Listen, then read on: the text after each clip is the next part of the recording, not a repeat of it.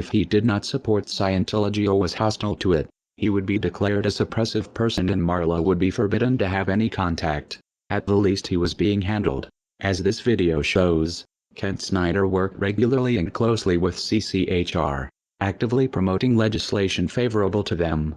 This bill is not successful, is not passed, then 2 or 3 or 4 years from now, what you're going to find is you're going to find stories of parents who said, why didn't we work harder? My child is now subject to mental screening. He's now subject to therapy. There's all sorts of coercive measures that are going on. So the time is now. Parents need to understand that, and we're going to do everything we can to fight against it. This is important because there is an attempt to rationalize Ron Paul's involvement with CCHR and founding member Dr. Zass as harmless.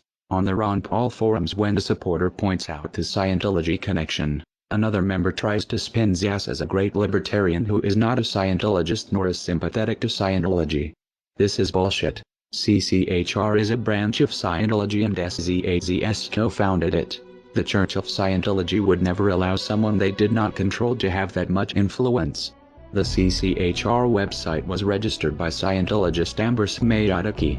Most of the board are Scientologists. Zass denies being a Scientologist. A representative writes, sharing this battle does not mean that Dr. Zass supports the unrelated principles and causes of any religious or non-religious organization. This can be true working with most organizations, but as we have shown, Scientology does not work this way. You are either for Scientology or you are against it. Whether SZAZS himself believes in Xenu is irrelevant. What is relevant is Scientology considers Zass non-hostile and therefore successfully handled. Kent Snyder may have something in common with Lisa McPherson. His involvement with the cult might have killed him.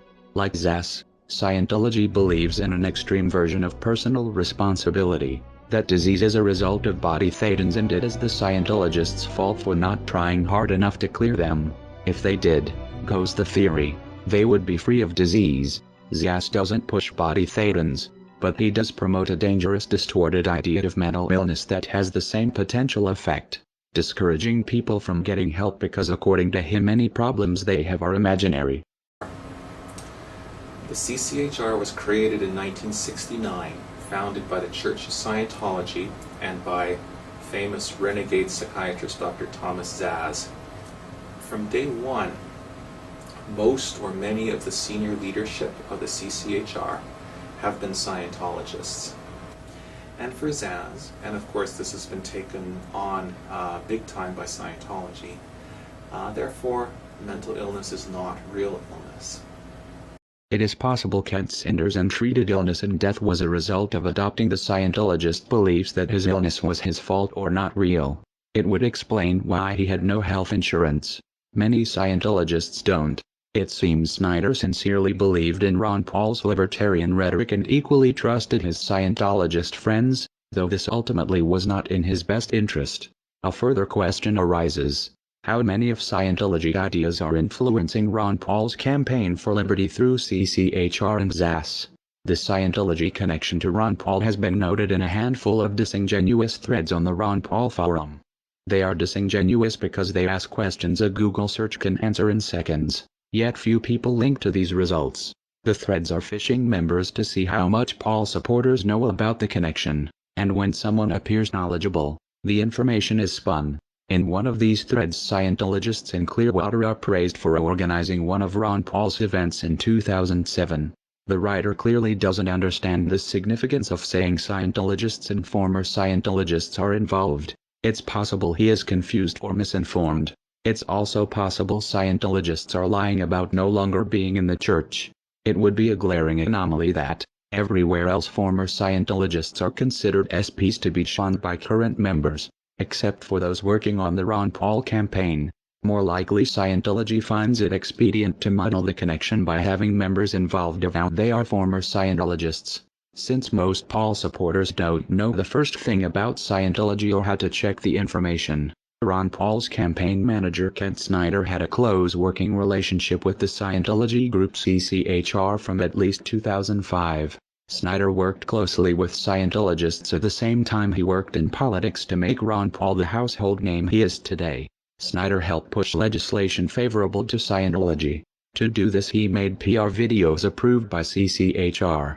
In turn CCHR supported and promoted Ron Paul's presidential candidacy, most blatantly in the pay-to-play luncheon on November 28, 2007, the day of the debates. Campaign donation records from Clearwater, Florida show some members, Ron Paul personally met and talked with these people who collectively donated at least $19,000 that afternoon to his campaign. Ron Paul knew they were CCHR. It is implausible, working as closely with CCHR as he had.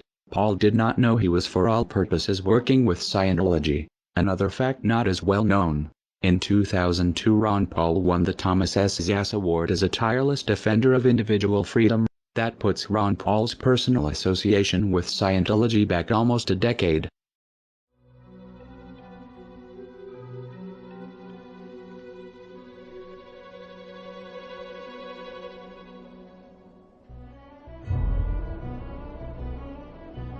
It stretches credibility that Snyder was unaware of the Lisa McPherson situation and other Scientology crimes and abuses. Snyder was no doubt deep in denial about the events that led to December 5th death of McPherson at Scientologist hands. Otherwise, why work with Scientology? This shows effectively the Ron Paul presidential campaign and Ron Paul himself have been influenced by Scientology for years. So it was no surprise in 2008. When approached with concerns about Scientology's tax-exempt status, Ron Paul was dismissive. His statement, "I understand your concerns about Scientology," implies Ron Paul was aware of the problems of the so-called church and the fact independent observers consider it a criminal cult. In spite of this understanding, he had no problem speaking with them and taking their money. He would also have known about the pre-Chainology protest against Scientology, since at least one in memory of Lisa McPherson was targeted at CCHR during their Industry of Death Museum opening, that Kent Snyder attended. The question is, how much does Ron Paul owe to Scientology, and what does Scientology expect in return? The total amount of contributing dollars by Scientology to Campaign for Liberty may never be known. Whatever the amount, do not doubt Scientology expects a return on their investment in Ron Paul should he ever actually win the presidency. Paul supporters will try to dismiss this like they dismiss concerns about Ron Paul's donation from racist Stormfront.org founder Don Black. As odious as Black is, there is no evidence people have died opposing Stormfront.org. There is ample evidence the lives of critics of Scientology have been threatened and lost. Scientology plays hardball with anyone who challenges them. The same can be expected of anyone who tries to double-cross the cult. If Paul supporters find this hard to believe, they should familiarize themselves with Operation Snow White, where Scientology bullied the IRS for tax-exempt status. An organization that can strong-arm the IRS is not going to find a misguided Ross Perot wannabe hard to handle.